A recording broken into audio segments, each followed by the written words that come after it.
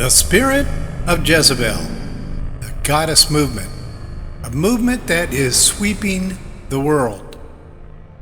Did you know the goddess movement is the fastest growing religion in the world today? The goddess movement is also known as Wicca. Yes, it's true. Goddess spirituality or the craft.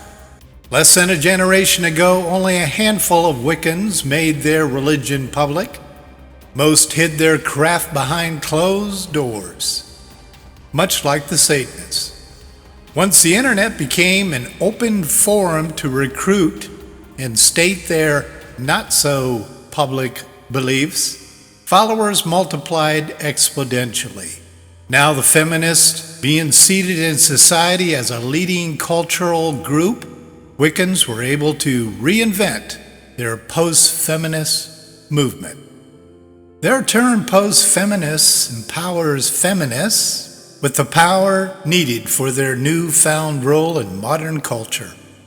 As they claim, it is the next step for a feminist, Christian or not. Goddess, who may also call themselves witches, capitalize on the white part of magic. Although it needs to be noted that the newer generation of goddesses strays from the title or even references themselves as witches, particularly those who self-proclaim Christianity. Those within the goddess movement neither worship Satan directly nor practice the sort of malicious magic traditionally associated with black witches. The concept of white and black magic is based on the tree of knowledge of good and evil. Members of the goddess movement make use of this passage to advocate magic can be used for the good. The deception is both sides of the tree of knowledge get their orders from Satan. Members of black magic give Satan credit directly, whereas the goddess group indirectly gives Satan credit by way of making use of the magic Satan offers. The main objective of goddesses is to advocate female deity over that of males. Minimally, female deities first, and then a male deity. Most claim God had a wife by the name of Asherah, which suggests she was worshipped alongside Yahweh in his temple in Israel. But quality research proved Asherah was a tree idol possessed by a Phoenician goddess spirit commissioned by Ahab, Jezebel's husband, to be a goddess to sit alongside the throne of Baal, who was Jezebel's father. Furthermore, all the prophets, 400 plus of them, were required to serve Asherah first and then Baal. That's found right out of 1 Kings 18, verse 19. Female deities are not new to our world. You can trace the feminist movement back to the first goddess that we know of, the wife of Nimrod. Well, you might want to know who Nimrod was. Well, he was the grandson of Ham, son of Noah. Well, it seems weird to us Nimrod's mother and wife were two of the same, Semiramis. According to historical records, various legends, Semiramis required Nimrod to build a statue of her and place it at the bottom of the Tower of Babel. While the tower was being constructed, on full moons all people needed to stop and worship her. Another unnerving fact is she became pregnant after engaging in an adulterous affair while married to Nimrod. Around this time, Nimrod dies a violent and untimely death. In an effort to retain power and to hide her misdeeds, she makes a most audacious claim, one that would set the stage for the Babylonian cults throughout all the ages. She publicly declares that upon Nimrod's death, he had been resurrected as the god of the sun, and the sun god, Nimrod, used his rays to inseminate his wife/mother with a child miraculously. This child was thus considered to be divinely conceived. The child's name was Tammuz, which she claimed was the incarnated Nimrod. Does this sound familiar? After the scattering occurred at the Tower of Babel, this story of the miraculous conception of this child disseminated throughout the world. It led to the rise of the various birth, death, rebirth cults that are literally scattered throughout history. These mysterious religions of future generations adopted different names for this miraculous child, Tammuz, who became known throughout the ages as the father of all goddesses. Oh, by the way, even though Semiramis was the daughter of Ham, cultists and goddess alike state her as the daughter of a goddess. Keep in mind, gods and goddesses were humans until reincarnated. Semiramis's mother supposedly had mermaid-like features with the head of a woman and the body of a fish. Something sounds fishy about this story. Seriously, this is the first documented story of the birth of the goddess movement. The term mystic goddess is derived from the Greek noun mystes theia, which initially designated itself as a secret cult or mystery of female divines. While the Babylonians get the credit for launching goddesses, female divines, the classic Greek, that's during the 5th and 4th century BC, are the ones who popularized it, organized, and moved the secret society from the dark rooms to public life. Early Christianity, the 7 churches, watched the Greeks and the Roman state church move these pagan images from the closet to adorning their buildings. The leaders of these pagan goddesses, now adorning their structures, were pressuring early Christians to pay homage to these naked idols of sexuality before entering their churches. Literally. Interesting enough, Christ himself addressed and warned 5 out of these 7 churches regarding this issue. Unlike the modern millennial goddess movement, their religion's earliest adherents worshiped 2 deities, one of each sex.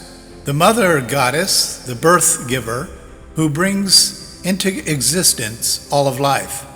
The second being the horned god, a male hunter, who died and was resurrected once a year. Male shamans dressed in skins and horns in identification with the god and the herds, but priestess presided naked, embodied the fertility of the goddesses. In return, the goddesses would use the hunter, the males, to accomplish their objectives, much like Jezebel accomplished through her husband Ahab and her sons. Outside of Eve, Jezebel was Satan's most elevated woman. Jezebel was the queen with Ahab. The Lord remembers her for destroying the prophets of God in 1 Kings 18 verse 4. She was so destructive, Obadiah took 100 prophets and hid them by 50s in caves. She despised Elijah the most. Why? He was an immovable male leader that demonstrated the immovability of God the Father, whom she hated. For this very reason, she worked tirelessly to turn the Hebrew people to the god Baal, a male god who births goddesses. Or to put it into proper biblical perspective, Jezebel had a goal to have all of the Hebrews worship the spirit of her father, who was king of Tyre, and his name was Ethbal. It should also be noted that during much of the Old Testament, Satan was the king of Turkey. You can read about that in Ezekiel chapter 28. There's a direct connection between Satan and the goddess movement, past and present. As tradition has it, Satan would possess key leaders and rule his kingdom of darkness through mortal flesh by way of advancing female rights. A practice that he has used since the day of the garden. He began this method of deception by elevating Eve and will end his empirical demise through elevating a whore, a harlot, according to Revelation 17, verse 15. Also, keep in mind, Satan is not only a god of darkness, but he is also the angel of light, meaning he doesn't show his real colors up front. He does, however, appear to all as a goddess-type figure, which God references as the great whore, and that's in Revelation 19, verse 2. A question must be asked. Why does Satan relentlessly prostitute women to advocate his end times goals? First, we need to remember that nothing is new under the sun. Secondly, Satan is a simple-minded leader. He sticks to what works. In the garden, he went directly to the woe-man because of one fact. She was created as and from a secondary source of Adam. She came from his side. Allow me to remind you of one of the most basic principles in the Bible. The woe part of organic woman means weakness. In ancient Hebrew, when you put them together, you have the definition, the weaker part of man. Not because she is lesser than, but yes, because she was created from Adam's most fragile mortal flesh, his side, by way of a rib. It is recorded that 100% of all references to a woman is a secondary derivative of man. You can find those in the terms used: woman, she, her, female, and even goddess. Yes, you guessed it. Goddess is a secondary god of a male divine. Hopefully you see the obvious. In the end, there will be a standoff between the two male god figures, Satan, father of lies, and Yahweh, God the Father of truth. And of course, truth is Jesus. If you've been keeping up with your studies in the book of Revelation, you know who wins in the end. Why does God use the title of a great whore in depicting the fake church? Since the days of the original Babylon, men have prostituted women for more than just one horrid reason. But the biggest one is money. The other would be power. In modern Hebrew, man means penetrator, and woman means penetrated. To help us understand our topic, we need to review two negatives of each definition. First, the penetrator can form harm via rape, promiscuity, or generalized lust. Secondly, he can use the penetrator to match the most significant appetites of the penetrator, for a price, that is. And that's why they call it prostitution. As for the penetrated, it is equally as ugly. Women have used sex to get what they want from the early days of creation. Was that too ugly for you? Well, try this on for size. Unless sexual relations is an expression of shared love ordained by God through His standards, it falls into the category of whoredom. As our passage is about to reveal to us, Jezebel-type women have learned to use man's most significant appetite as a penetrator to get what she wants. One of the 7 churches got in trouble with Jesus over this issue. It actually says in Revelation chapter 3, verses 19 through 24, "But I have this against you, that you tolerate the woman Jezebel, who calls herself a prophetess, and she teaches and leads my bondservants astray, so that they commit acts of immorality and eat things sacrificed to idols. I gave her time to repent, and she does not want to repent of her immorality. Behold, I will throw her on a bed of sickness, and those who commit adultery with her into great tribulation, unless they repent of her deeds. And I will kill her children with pestilence, and all the churches will know that I am he who searches the minds and hearts. I will give to each one of you according to your deeds.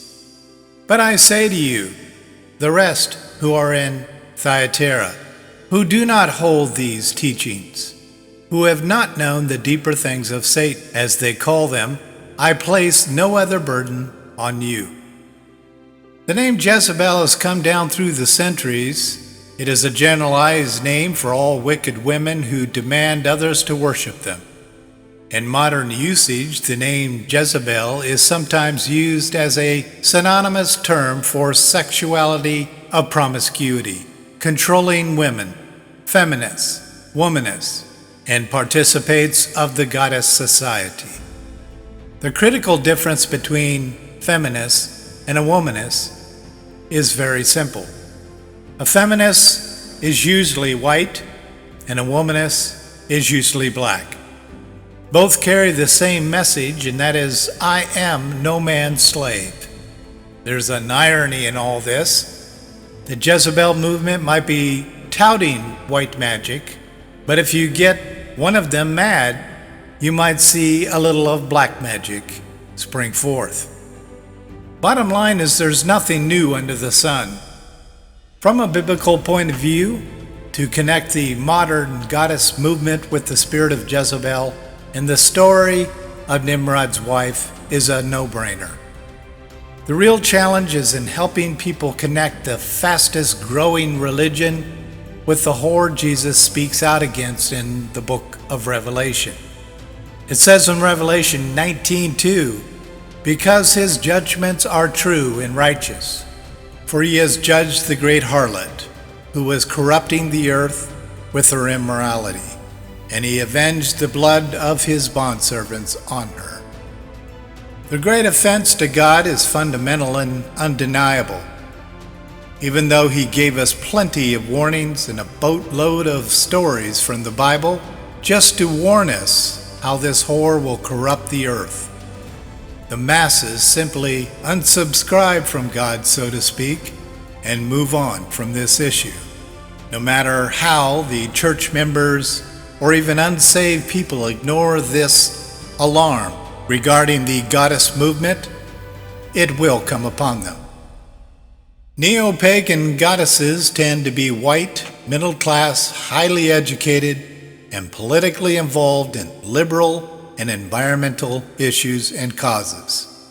They love the mystic arts such as yoga, shamanism, contemplative nature, and divine intelligence coming from the core of self, culture, and humanity. Special note though, when Christians engage in yoga or any other core manifestation art, they swap the Atman or the cosmic self for the spirit of a Christ. Both are demonic. Here's our bottom line. The goddess movement is nothing short of a matriarchal religion, purposing to backseat male-driven divines, particularly any group that claims God is a he or Jesus is a he. These terms replace its previous label, which was post-feminist movement back in the 70s. In the late 70s, they worked to reinvent a religion to glorify the woman. It is often tied into Wicca, neo-paganism, and other New Age beliefs. Their religion and culture movement are based on a peer-reviewed claim that all cultures were once matriarchal. That simply is not true. But I will give them this. The next generation is sure to be full-on matriarchal. The matriarchal culture is now sweeping the globe like a plague of locusts. Without question, this movement is setting the stage for the queen of the end times. As Jesus said, for he, Jesus, has judged the great whore who was corrupting the earth with her immorality. If you hear of anyone who touts matriarchal spirituality or governance, run quickly, hide, for there is a queen bee chasing you, and her sting is to be feared. In the first half of her 7-year reign, she will be offering her white magic, But in the second half of Satan's 7-year reign, full-on destruction comes on this great whore. Thank you for taking the time to listen to this message today. You can get a PDF copy of the transcript of this video. Please feel free to contact me and I'll get that to you. Until next time.